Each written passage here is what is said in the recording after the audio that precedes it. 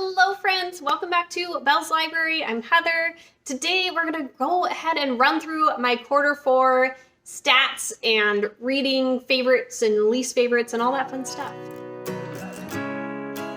So this will be October, November, and December of 2021. And basically how I am kind of doing these, I just started them. I did one for Q3 and now we're gonna do Q4. I've got some stats following through those 3 months, and then I just break down each month which books were kind of some favorites, give you some highlights, which ones I did not enjoy so much, and we'll go through each of the 3 months, and that's how this is going to work. I am kind of enjoying doing it a little more quarterly. I get to talk about some of the books that I really loved and enjoyed and let you guys know, like, get out there and read these, but then also I'm not like feeling like I have to do them every month, especially if I've talked about some of these books in vlogs or something. I don't want to like be too repetitive, but this kind of like gives us like the goods in a video 4 times a year, you know? Anyways, so let me scooch. Let me scooch this way so we have some room here. So let's go ahead and start with a few of the stats for the 3 months here. In total, between those 3 months, I read 43 books. I did struggle a little bit in November and December. October, we had the Trick or Treat-a-thon, read-a-thon all month, and I just was reading like crazy and really just trying to make some points for my team and doing reading sprints, and we were just like so into it. And then I think it just kind of crashed after that, and I wasn't having great reading, and I just was struggling in November and December a little bit and getting a little slumpy. So yeah, 43 books in those 3 months. I mean, that's still a good chunk.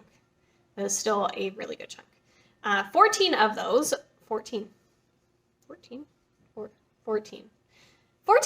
audiobooks, and 2 of them were kind of mixed. I read the physical or ebook as well as the audiobook I listened to. And then I had 27 where I was reading physically or doing an ebook. So quite a jump into that physical ebook area versus audiobooks. Now, my genre breakdown was really rather all over the place, but not surprisingly, my top genre was horror. 11 of the books were in that category. It was spooky season, so not surprised at all there. Then we had fantasy at 9 still, which was still pretty up there. Romance at 8, mystery at 5, thrillers at 4, sci-fi, 3 of those, 2 contemporaries, and 1 historical fiction. Now let's go ahead and check out my age breakdown here. 22 of the 43 books that I read were adult, so about half of them. And then 19 of them were YA, and I had 2 middle grades that I read. So this is where it kind of hurts.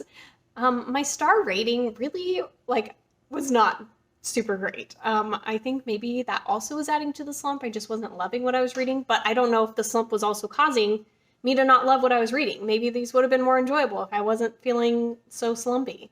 But we only had 7 5 stars out of those 43 books, but we had 14 4 stars and 14 3 stars. So most of my reading was in that area. I had 5 2 stars though, and 2 1 stars, and 1 DNF. So, geez, that's a lot down in that area, unfortunately. Yeah. And then quickly, representation-wise, I definitely struggled a little bit with reading more with my authors of color goal. I only read 5 books in this category. A big chunk of that I've talked recently in some of my wrap-up videos for the end of the year is that I was trying really hard to read things off of my shelf before I moved across country. And unfortunately, when I bought a lot of these things, I wasn't thinking about reading things from authors of color, unfortunately. So a lot of them are white authors. So hopefully that'll get better. But I did read a lot of LGBTQ+ rep. I read 14 out of 43 in that category. Okay, so we had a slight change in scenery here, but I'm gonna go ahead and run through some of my favorites and least favorites from each of the months, October, November, December here. So in October, I read 24 books, 6,167 pages. That is the most pages I read in a month for the entire year of 2021. So some of my favorites. Sundown Motel by Simone St. James. Oh my gosh, totally had a great time with this one. Loved it. This is following two different timelines. One where we have this woman like 30 years ago who showed up at the Sundown Motel and they were hiring, and she started working as the night shift worker, and then she ends up going missing.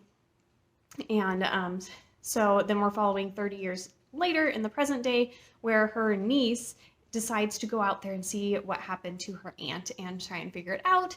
And she ends up working that night shift as well, and she's trying to investigate what's going on. And there's some like kind of paranormal aspects going on as well. So we have this kind of mystery story, trying to figure out what happened to the aunt, but also some paranormal stuff going on with this creepy haunted hotel. Then The Love Hypothesis by Ali Hazelwood. Oh my gosh, one of my favorite romances of the year. So cute.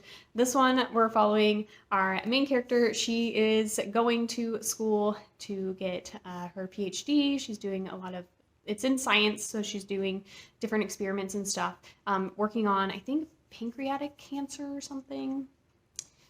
Don't totally remember, but I'm pretty sure that's what it was. And her best friend has major chemistry with the guy she was just dating, but she doesn't want to go after him because she's like, no, the girl code, like, I can't do that.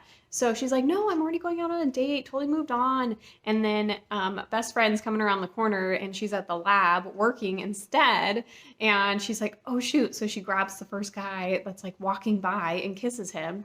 And it happens to be the really grumpy and brooding professor that is a professor of one of the other labs. And they end up entering into like a fake dating arrangement. And it's super cute. I adored it. Love, love, love that one. Then Hide and Seeker, which is a middle grade horror. And this one, we're following this group of friends, and one of their friends went missing almost a year ago, and now he's back, but he's acting really weird. And they're over at this friend's house and trying to like a welcome home kind of party. And then they play hide and seek, and afterwards, they've all broken some kind of rule within the game, and slowly they each start going missing into another world. We have this kind of big bad guy that they all have to face off. And I just loved it. It was great. I really enjoy middle grade horror, I'm noticing. And just the friend group was really great. And I really enjoyed how they all had to kind of come together and deal with talking about each other's own issues to kind of overcome some of the other things that would help them take down this big bad guy. Then The Bear and the Nightingale I also read in October, which, oh my goodness, adored this one too. This one, I always have a little bit trouble like explaining it exactly. It's just such an atmospheric read that I just adored how much I could feel like I was in this wintry Russia and it's just freezing cold outside and you're just huddled around the stove inside and you're nice and warm and cozy.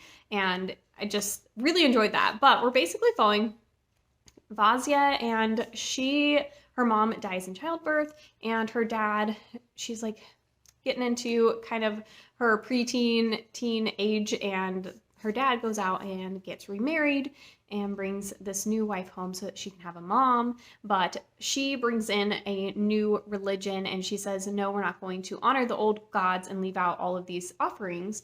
But Vazia can see all of the spirits that kind of help the home run and they need those offerings, and she kind of is trying to combat that, but it's not going the greatest direction, and that is leaving things open to an evil to kind of come into play. And I really enjoyed this fantasy. I thought it was really well done. I love Catherine Arden's writing, so really, really enjoyed this one. And my last that I loved for that month, I've read so many books. I had quite a few good ones for this month. In My Dreams, I Hold a Knife, I really thought was a really fun mystery where we're basically following this like group of, I think there's like 6 or 7 of them. They all go to college together, and their senior year, one of them gets murdered and one of them gets blamed for it. And now we're following it 10 years later. They are having a reunion, and basically things are going to start coming out about what actually happened and who actually did the deed. So I really enjoyed this one. I know it's been really popular lately on BookTube, but it was a really enjoyable kind of mystery thriller. I have 2 books that I just really didn't enjoy in October, and I actually DNF'd this one, and that's The Final Girl Support Club by or support group, I always say club, by Grady Hendrix. This is the only book I really haven't enjoyed by him. I was really bored. I was like halfway through, I was like, I really don't care. This is moving along so slow. I just, meh. And then Practical Magic by Alice Hoffman. I think it was just not for me kind of a thing. I liked the movie more, and it was just kind of a little bit just slow and meandering and just different than I was really expecting. I feel like people with this one either really love it or just really don't. And I just kind of fell into that. I just really didn't enjoy it. It was kind of meh, pretty writing, but just didn't really do anything for me. So now moving into November, this was when I kind of got a little slumpy. I wasn't really reading books I was enjoying. It was a rough time. So I read 9 books, 2,919 pages. This was my lowest amount of pages in the month for the whole year. And I had no standouts for favorites. Nothing that just like really felt like it was going to fall into there. I do have a few least faves. The Hunting Party by Lucy Foley. Definitely enjoyed the guest list quite a bit more than The Hunting Party. This one, we're following a group of friends again, and they are all going out for New Year's Eve. They're going to stay at this like big hunting lodge out in like the Swiss Alps or something like that, and kind of party and have fun, but one of the friends ends up dying, and then they're trying to figure out who the heck did it. And similar to the guest list, you start out, you don't know who actually died or anything like that, and you're kind of flipping back and forth between kind of present day while they're trying to figure things out a little bit, and then kind of going back through when they first are getting there and learning about each of the different friends and stuff like that. And then we had Once Upon a Broken Heart by Stephanie Garber. This one was just so disappointing. I adored the Caraval series. I really wanted to love her new book coming out, and it just did not. I wasn't connected to it. I didn't feel like the magicalness of Caraval came through in this new series. It just did not get me there at all. I felt like it was just super generic and just, I don't know, the characters were just so bland. And then the last book that I really didn't enjoy for the month was The Sanitarium by Sarah Pierce. I don't know that I remember a ton from this one, but we're following like this woman. She's a detective, but she's like on leave right now, and she goes up to this lodge with a bunch of other people for her brother's like wedding, not his wedding, but like the engagement party, and they all get snowed in up there, and people end up starting to be getting murdered, and she's trying to figure out what's happening. And there was kind of this entrance of some historical stuff going on with the hotel that kind of fed into the murders as well. I just felt like it just didn't really mesh well for me. I don't know. It just didn't work. And then in December, I read 10 books, about 3,131 pages. So this was my second lowest page count for the year. So still was kind of slumping, but I did have some good reads in this month at least to kind of help me along. Actually, my last read of the month was People We Meet on Vacation by Emily Henry, which I adored and thought was so cute. This one, we're following these two friends who every summer take a vacation, and we're following their past vacations leading up to a couple summers ago when they stopped going on vacations to kind of stop talking, and things kind of fell apart. We're trying to figure out what happened. And then also present day, they have decided to try again to go on another vacation and see what's going to happen between the two of them. And it's just kind of a cute second chance at romance, I guess, even though they didn't really have a romance before. So you got kind of a friends to lovers kind of thing as well. I thought it was really cute. I really enjoyed this one. I was a little skeptical going into it because I didn't love Beach Read, but this one was amazing. Another one that I put in here, this one wasn't like a 5-star read for me, but I still really enjoyed it and I want to read more from this author, was Bone White by Ronald Malfi. He made such a creepy atmosphere. I was like, I'm a little scared in certain moments of this book. Like, he really built that up really well. I just felt like the ending was a little convoluted and kind of was like, I don't know, like I had to like go back and re-listen to it, and I was just like, what is going on here? So I would like to read more from him because I really enjoyed his writing style. And in this one, we're following these like twin brothers, and one of them goes missing out in this like super deserted Alaskan town. And so the other one goes out there to try and find him because they found like a ton of bodies out there. And they're investigating that, but the twin brother is not one of the bodies, and so he's trying to figure out what's going on, but this town is really weird, and he's starting to find out about all this other stuff going on out in the woods, and oh, it's creepy. This is very creepy. I liked it. And then I also read Project Hail Mary by Andy Weir in this one. That is so wonderful. I loved that sci-fi book. This one, we're following this guy who basically wakes up on a spaceship out in space, and he's can't remember anything, and his bunkmates have both passed away on the trip, unfortunately, and so he's trying to figure out why he's out there, what his mission is, kind of complete it, as well as trying to get back his memories. And so we're following his journey to do all of those things, and also kind of following up on Earth before he left, finding out a little bit more about what was going on before he left. It is so wonderful. Andy Weir does a great job of kind of mixing in some really cool science-y stuff, but also some humor, and his writing is really entertaining and enjoyable, and I really loved it. And last on my enjoyment list here is A Psalm for the Wild-Built by Becky Chambers. Another great sci-fi book for the month. Really enjoyed this one. I love Becky Chambers' writing. She writes sci-fi, but it's just kind of wholesome and heartwarming, which you don't always get, but I really like.